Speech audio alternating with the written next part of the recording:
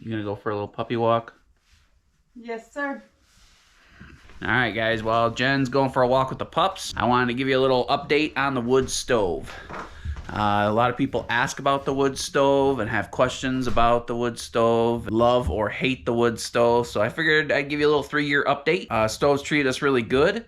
I do have 10 or 12 years of experience of heating with a wood stove. This soapstone stove is a little bit different than, say, a traditional cast iron or steel stove, like the traditional black, just flat black stoves that you see. Because of our pitch on the roof, I wanted to be able to clean it from the ground, and I could do that.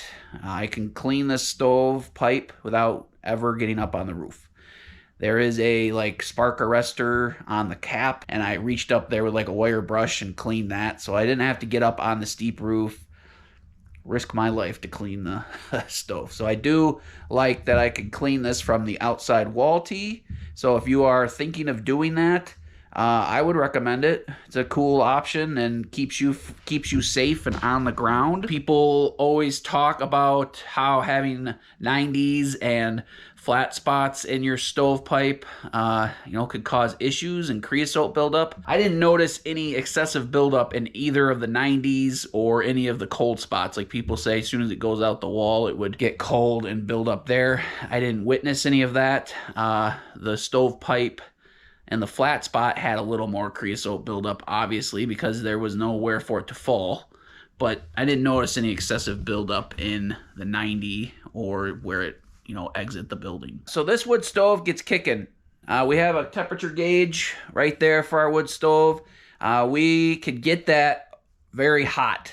We've gotten the stovepipe up to 800-900 degrees, which you don't want it that hot. Typically want it 400 or 500 degrees at the most, and it provides a nice clean burn. So I am very happy with the stove.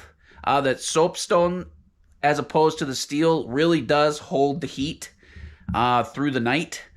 We throw logs on at 10, 11 o'clock before we go to bed, and if we didn't touch it, the fire would be out and we'd have a little bit of coals in there, but that soapstone would still be nice and warm. Our cabin is not insulated super well. I mean, it's only 2x4 walls, so R13, and we have a ton of windows, ton of windows. So we don't have, I wouldn't say our cabin is drafty because they did a good job of making sure it's airtight. But it's cold in northern Michigan a lot, and we don't have thick walls. Everybody always worries about efficiency and being as efficient as possible with their cabins and their houses. Well, when you're heating with a wood stove, especially in a small space like this cabin's under 500 square feet, you're going to cook yourself out. It doesn't really matter how efficient everything is if you're burning with wood, because you're going to be warm. Very often I sit here and work at the table here by the fire, and I have that window cracked or wide open because it gets so warm in here. The stove is really taking good care of us. I really like the look of the stove. It's a beautiful stove. I would recommend one if you can find a good deal on one. These stoves are very expensive. Standard steel stoves, those can run $2, $3, $4 grand too and up. This stove, when I looked at the model, this was an $8,000 or $9,000 stove, which is ridiculous. But this one's a 40-year-old model, so they were $2 to $4 grand back in the day, 40 years ago. But obviously, it held up well. The person I bought it from secondhand said they used it a ton, and it's still holding up. There's a few little problems, like a couple of the cast iron knobs that we turn the doors open and close. Those have broke. There's a little latch on the ashtray box that's broke. So there's a few little quirks with it, but for being 40 years old, those are things I could fix, but they haven't bothered me enough to go forth and, fix them. We did rebuild our seals on all our doors and glass a couple years ago now, I think, and everything's holding up good. Nice tight seal there. The door does sag just a little bit. Again, it's 40 years old. The hinges and everything get wore out, but just lift on a little bit as you close it. But the gaskets are sealed up good. People very often worry about it getting too close to the window. I think up the code, you're not supposed to be close to a window because of blinds and drapes and probably other reasoning, but We don't have blinds or drapes. We don't need them. We live in the middle of the woods. There's no one around. We don't have any intent on putting blinds or curtains up that could catch on fire.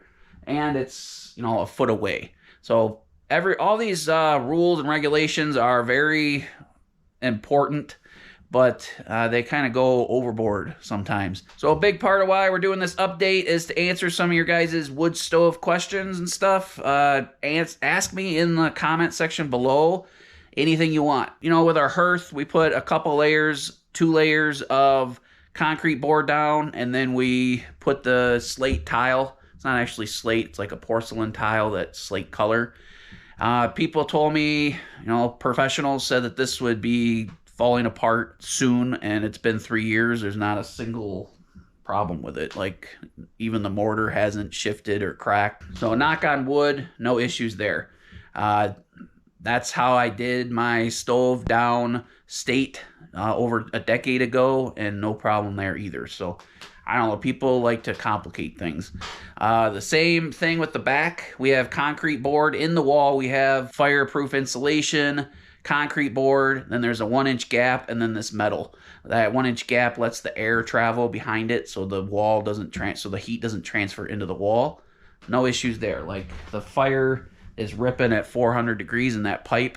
I'm very warm here right now. Like, I'm starting to sweat because it's 73 in the house, and I'm standing by the stove, so it's hot. So, yeah, like, this is all fine. It's warm, but not hot. We get a lot of questions about these fans. These are like an inexpensive model. You buy them at the store, and they're 120 bucks. I think these are like 40 bucks on Amazon. Jenny, I think, has a link in the description box if you want to check that out. Those fans do move around the air pretty good. We got a couple of them to do that. I don't think they're completely necessary, but they're kind of a cool little fireplace thing that everybody has, or wood stove thing everybody has, and they do move air around. You could definitely see the air moving around. Like, if a little bit of smoke comes up, it pushes it around. So we're extremely happy with the way the stove's functions, and our damper in the pipe shuts down the heat, so it slows the burn at night. I have no regrets. I wouldn't change anything. So I know a lot of you guys watching are going out and building your own cabins and doing this yourselves. Find a used wood stove.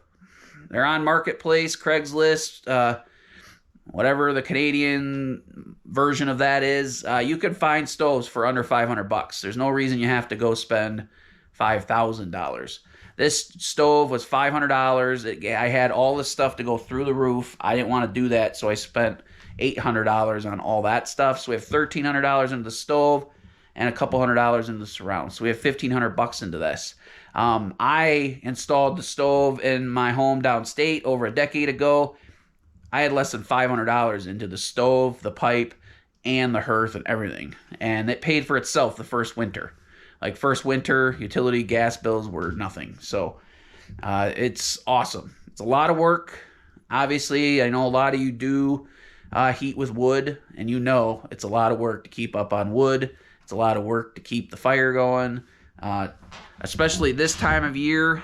Not typically this time of year, but especially when the temperatures are like right now.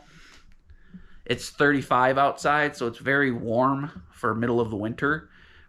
You can't necessarily keep a fire ripping all the time. It's almost easier if it's 10 degrees or single digits outside, because then you can just keep a fire steadily going. Like right now, it's close to 80 degrees. It's 75 degrees in here now. No problems with the stove. It's treating us really good. 3 years. No problems. So don't worry about the cabin burning down, knock on wood. We have had no troubles with anything, and we heat all winter long with this. We're here like 80% of the time, so it's not like just a weekend thing for us. We get a lot of use out of this stove, and it's very important to our existence here. So we melt snow in the wood, in pots on the wood stove for our winter water, because the cabin is a dry cabin for the winter. No plumbing is being used. It's all winterized now. And we melt snow on top of there. I would say that if you were to get a wood stove, maybe make sure that it has a flat surface on it, because you can cook on that in an emergency. You can melt water. You could boil water, but it's really hard. We get our water for our showers by melting it and letting it sit there all day, and we get our water up to about 135. We've gotten it up to 160. So you just throw a little bit of snow in there, cool it off. But yeah, you can get nice warm water for doing dishes and taking showers from your wood stove. So maybe if I were to add any tips at all, maybe make sure you get a flat surface on top. Like we could put 2 big old pots on there, which is really nice. And we very often throw pots of chili or stew or soup, or like I said, in emergency, I could cook on that, no problem. When we first started building the cabin, we didn't have a kitchen up here yet. I cooked on that very often.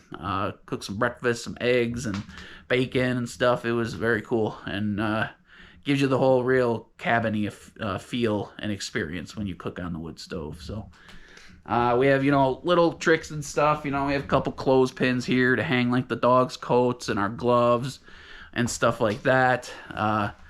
When you're outside and everything gets wet in the winter time, nice to just be able to hang that stuff there and it dries out real quick. If you guys have questions about the wood stove or have any tips you want to add for people who are watching this video, put them in the comments for me.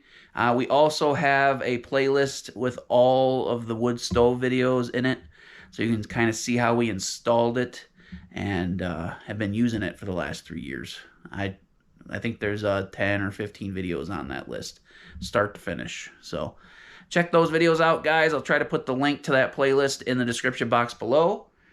We appreciate ya, and thanks for letting me update ya on the wood stove. All right, we'll see you guys in the next video.